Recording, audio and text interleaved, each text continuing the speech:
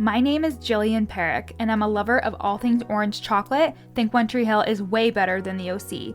And as a person who stutters, I hope to one day inspire women with invisible disabilities to overcome their limiting beliefs and start the business of their dreams, just like I did. I'm a mindset coach specializing in imposter syndrome, helping women beat their inner imposter using neurolinguistic programming, hypnosis, and time techniques. And this is the From Imposter to Empowered podcast. This podcast is for you if you're an entrepreneurial woman trying to navigate the online space with a lot of passion and a lot of uncertainty. If you feel like your ideas are unoriginal, that your message isn't necessary or important, or like you're a complete and total fraud, then you've come to the right place. This podcast will take you from imposter to empowered with ninja-like brain hacks, easy to implement strategies, and uplifting real talk to make you feel like everything you want is in reach. Let's get started, girlfriend.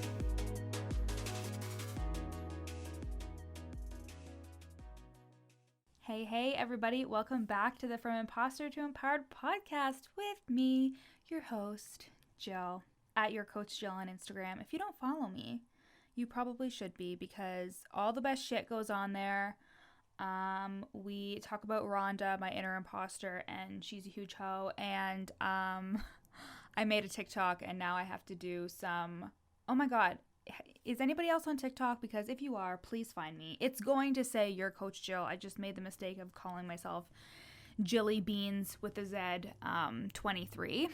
And then I was like, why didn't I just call it your coach Jill? Anyways, I'm on TikTok. So if you are, because of the quarantine, I was like, I'll see what this TikTok thing is all about. And oh my God, be prepared to spend like hours down the rabbit hole. I told one of my clients about it. And she was like, thanks a lot. I spent like hours on TikTok the other day. I was like, sorry. There's not much to do. There's not much to do. But today's topic is all about personal development. And because when we are entertaining those negative thoughts and we are making ourselves feel really bad about where we're at and how we don't know what we're talking about and that people are going to figure us out, it can be pretty hard to stay on the track of personal development, especially because you're going to be up leveling all the time. You're going to be doing new things and your brain is trying to keep you safe. So remember, your brain is just trying to preserve itself. It sees every emotional risk as danger. So it equates danger, physical danger, as the same as it would emotional danger. So that's why you would be terrified of going on a stage and speaking in front of people as you would be terrified before going skydiving. And that's just because, again, our brains are trying to keep us safe. It's trying to prevent us from feeling any unnecessary negative emotion like fear or anger or sadness, because those negative emotions lead to negative consequences, especially if you have experience with, for example, like overeating or self-sabotaging behavior. Anything that you're trying to avoid, because when you feel bad, then we naturally do things that aren't in our best interests. But the way you up level is to do things that scare you or to do things that push you out of that comfort zone. So essentially, I wanted today to talk for a second on compound interest. So compound interest, when it comes to bank accounts, I really hope I'm not fucking this up, but it basically just grows over time off of what is in the bank account. I'm pretty sure that's what it is. If you're a math whiz or somebody in the financial industry, don't come at me. I don't care. Essentially what I'm saying is that I've never been great at math. It's never been my strong suit, but coincidentally, that has affected the way that I've handled my money, because I always used to tell myself, I'm not good at math, I'm never going to be able to figure it out, and that really was one of my blockers to being successful and like having a lot of money. And once I released that belief, the money started flowing in, and I'm not just saying that, it's true. So compound interest, it grows off of what is in the bank account. And so when this comes to personal development, I want you to see your business and what you're doing, if you don't own a business, even just what you're doing right now to work on yourself, as compound interest. Everything you're trying is working towards whatever your goal is. So everything you're trying. So for example, for me in the mornings, I do EFT tapping, I do journaling, I do all these things to like really help myself like get into that high vibe, energetic state to be excited to serve my clients and work in my full-time job and all that fun stuff. So but the thing is when I started in therapy last year in the beginning of 2019, I was doing all the work, but I wasn't seeing results and I was getting really frustrated. I also didn't have an idea of what results should be in terms of my like reasonable expectations. Like I expected to start to go to therapy and be like miraculously solved and have no anxiety within like 2 weeks, which is so unrealistic, but that's the way that we work, right? We're always trying to be like, this should be better, or this should be at this level, even though it's not. So anyways, I had those unrealistic expectations of how I should feel and how I should be thinking, but all that therapy was working to the greater good of who I am today and how I am today. And a great thing that I did was journal the entire year, which I still do, but during that time I really like was deep into the journaling every single morning, like really journaling out everything that I felt about myself and thought. And reading back now, I'm like, wow, I have come so far. And that is because of the compound interest of continuously doing different things to help myself towards a goal of feeling better and just being a better person, a better daughter, a better friend, a better partner, a better business owner.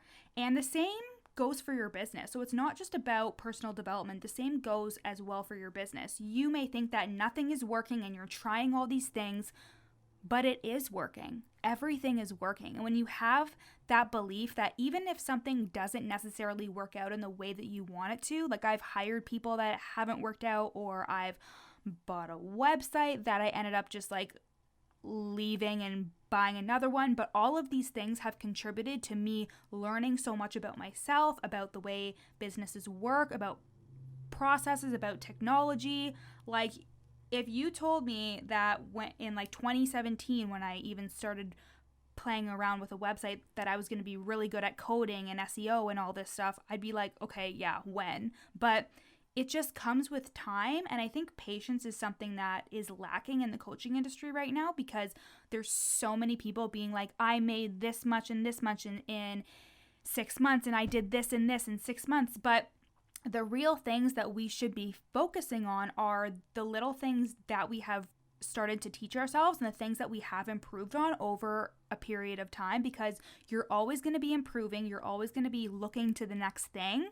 But if you're never satisfied, then you're never going to be satisfied. But instead, look at how all the work that you did before has contributed to where you are today. I know that every little thing that I've done, whether it cost me money or it didn't, or whether I believe that it was worth it or not worth it, I truly hold the belief that everything I've done has led me here today, and is an effect of that compound interest of consistently building upon my skills, building upon my mindset, building upon whatever I've been doing, because it's working. It's all working. And when it starts to come together in a more like legitimate way. So for example, when my coaching business finally started to have consistent clients and I started to feel really good about where my messaging was and my content was, it started to feel like it was all coming together. But there are still things that I'm like, okay, I still need to work on this. Like I'm working on my first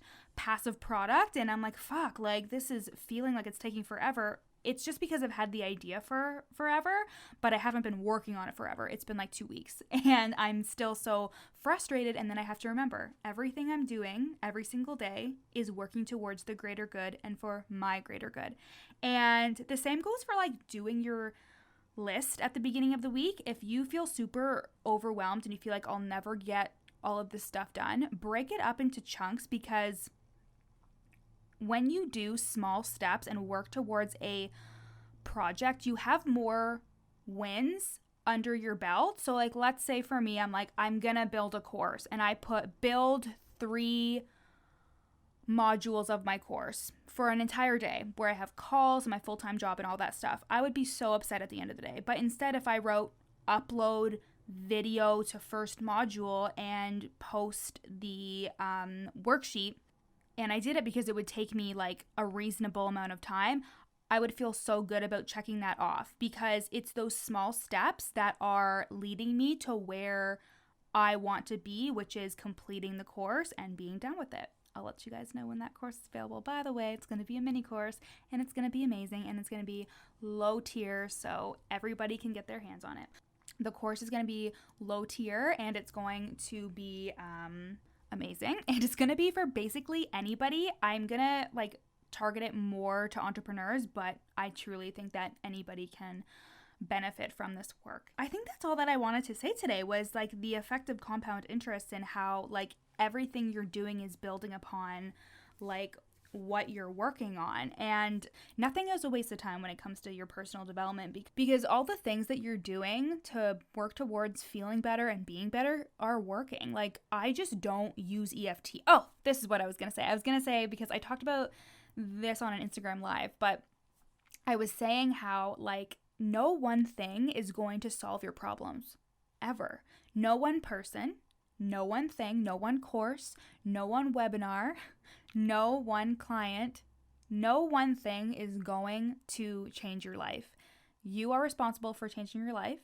And it will be an accumulation of things that will come together, and you will realize that they are all working.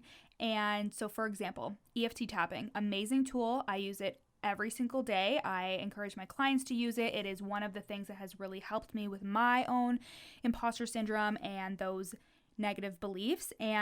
But it is not the only thing. I started therapy way before I started EFT tapping. So I did therapy, EFT tapping, I've done journaling, I've done forgiveness work. There are so many things that I've done that have contributed to why I am the way I am today, why I have such a better and resilient mindset, and why when I get caught in that imposter syndrome cycle or comparison or whatever, I'm able to easily pull myself out of it to the point where I'm not sabotaging anything at all. And that is the goal. It's not the goal to get rid of your inner imposter. It's not the goal to completely never feel negatively about yourself again. You're a human. You're going to have negative emotions. You're going to have thoughts that come to the forefront, because the work that I do with clients is so subconscious, and like it's that unpeeling of the onion, getting to the layers of like who you are as a person and your childhood experiences and things that have contributed to why you don't feel like enough or good enough, or any like negative belief you hold about yourself in the world. It's a process, but that stuff is never going to be eliminated. At each level, you're going to meet another devil. At each level, your inner imposter is going to come up, and the goal is never to just get rid of her. The goal is to be able to build on a resilient mindset and be able to work through it so she doesn't sabotage whatever you have in the works. The most successful entrepreneurs will say that they have imposter syndrome, but it's a very short time between them feeling and thinking that way to them getting shit done and being consistent and productive. There's a very short turnaround time because they have developed their mindset and developed that self-confidence where they can work through those things.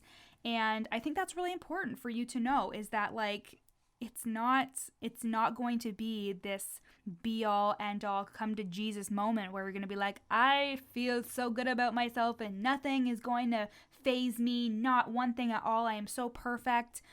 It's just not reality. But what is reality is you developing such a strong foundational mindset and belief in yourself that whatever comes up for you, you're able to work through. And I do that with like consistent support with my mindset, really good strategy from professionals, and support, like just a sisterhood of support. That is what I have to say today about compound interest. So if you like this podcast episode, please screenshot and tag me on Instagram at your coach Jill. I hope you loved it. Let me know what you think about the compound interest concept when it comes to personal development and working on those inner imposter thoughts, because again, we all have them, and it's just remembering to look back and see how far you've come and how amazing you're doing, and that's each time that you work on this stuff, you improve. Little by little, you improve. And to also remember that whenever you hit the next level, there is going to be that time where those things come up, but that's okay. Thanks so much for listening to the From Imposter to Empowered podcast with me, Jillian Perrick. If you loved this episode, take a screenshot and share it on your Instagram story. And don't forget to tag me at Your Coach Jill.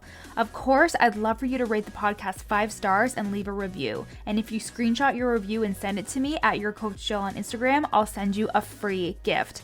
At the very least, make sure you follow me on Instagram, again at Your Coach Jill, for tons of free content, strategies, and inspo. See you next time.